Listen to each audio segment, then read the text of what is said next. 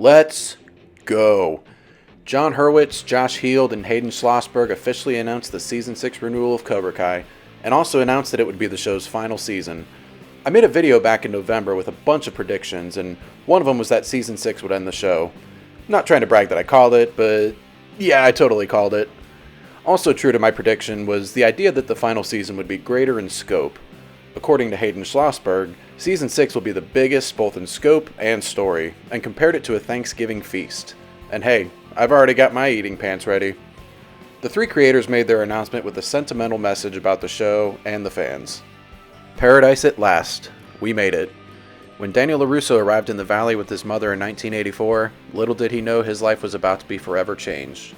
The same went for three young kids from New Jersey who hadn't yet met one another.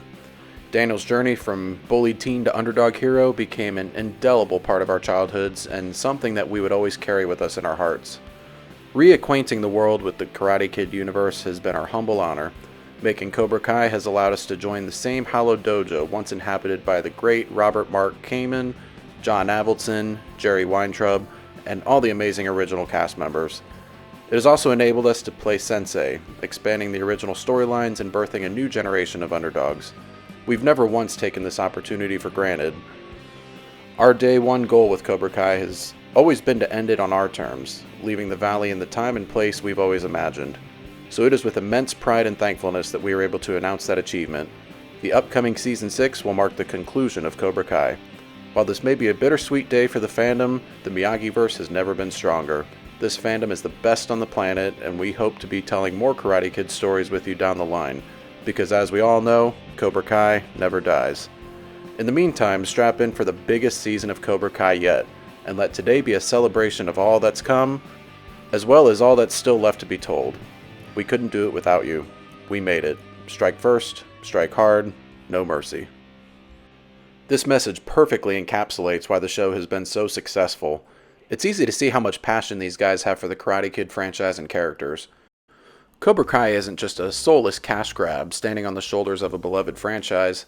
It's a passion project that makes the world of the Karate Kid even more rich. Who would have ever thought we'd get to learn so much in depth about characters like Johnny, Chosen, Kreese, or Silver? Characters whom we originally just saw as one-dimensional bad guys. The purpose of this video is to share my excitement over Season 6, but also to build off of the predictions I had made back in November. If you want to hear all of my major predictions for Season 6, I have the link in the description for my original video. There are certain topics I didn't get to explore that much, such as Kenny Payne, Mike Barnes, Julie Pierce, and Hector Salazar.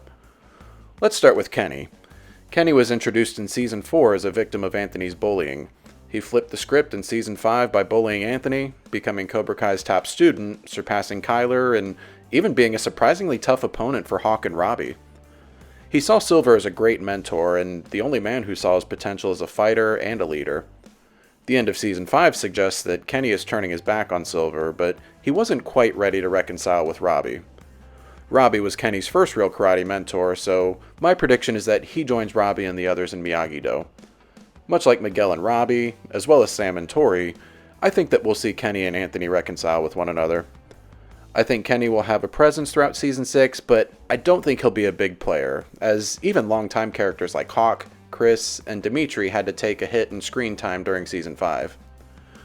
It'll also be interesting to see if Sean Payne plays a role in Season 6.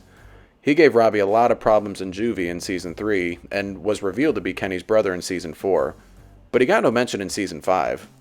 Sean is a strong and skilled fighter who gave Robbie problems with no formal training, so I can only imagine how imposing he could be if he actually did have karate training.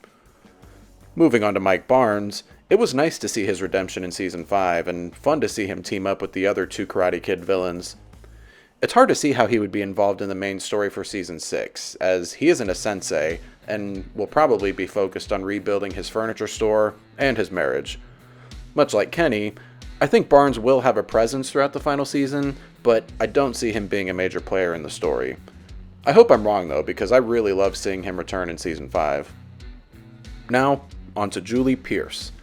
She's the last major character in the Karate Kid franchise who hasn't yet made an appearance in Cobra Kai. Julie knew Mr. Miyagi well and trained closely with him, so it's pretty fair to assume that she probably met Daniel at Mr. Miyagi's funeral. The next Karate Kid is a terrible movie, but it's still considered canon in the Miyagi-verse. Plus, Cobra Kai's writers have had a talent for taking laughable elements in the Karate Kid movies and giving them more context and legitimacy. For example, the ridiculous plan of Silver going out of his way to torment a teenager in Karate Kid 3 was acknowledged, and it was given a legitimate explanation in Cobra Kai when Silver said he was hopped up on cocaine and revenge. I have no doubt that Cobra Kai can take a poorly written movie like The Next Karate Kid and give it good and legitimate context within the story.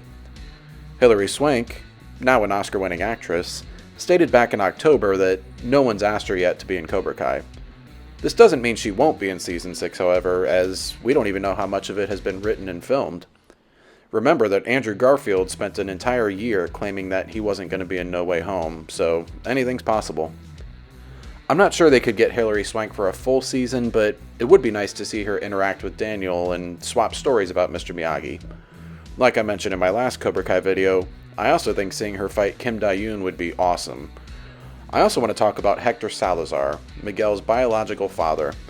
The Mexico storyline lasted 2 episodes in Season 5 and didn't really seem to go anywhere, despite being built up so much in Season 4. Hector was shown to be a dangerous man doing illegal business, but the show was pretty vague about what exactly he does. Miguel left Mexico without telling Hector that he's his son, and runs back to Johnny, his true father figure. He may have been your father, Miguel, but he wasn't your daddy. It'll be interesting to see if Hector makes an appearance in Season 6. The season will already be crowded with so many other characters and plotlines to account for, but Hector was referenced as early as Season 1, so it would be odd if Season 5 was the last time we saw him. He doesn't have any martial arts training that we know of, but I think we'd all love to see Johnny beat the crap out of him regardless. The last thing I want to talk about is what the major climax of the whole story will be. We've already seen Johnny versus Kreese, Daniel versus Kreese, Johnny versus Silver, Daniel versus Silver. So how do the showrunners go bigger with the final fight? The Sekai Tekkai will most likely be the main focus of the season, but will the stakes simply be for glory, or for something bigger? Will there be a life and death situation? In my previous video, I talk about Shiso's Roar, which appears to be a life-threatening ultimate move in Miyagi-Do karate. I have to imagine that Daniel and or Johnny will participate in some kind of big fight at the end, but the question is, how do they go bigger? What are your thoughts? Comment below with any theories you have. I have all the confidence in the world that the big 3 will end the show with a bang, and I'm excited to see if they create more spin-off or prequel shows. I'd love a prequel show about Mr. Miyagi or Kreese and Silver. Not to mention, there are a lot of characters who could warrant spin-off shows. We've got the Binary Brothers, Chosen, Barnes, Tori. There's a lot of possibilities. Let me know your thoughts in the comments. Thanks for watching, and I hope you all have a good one.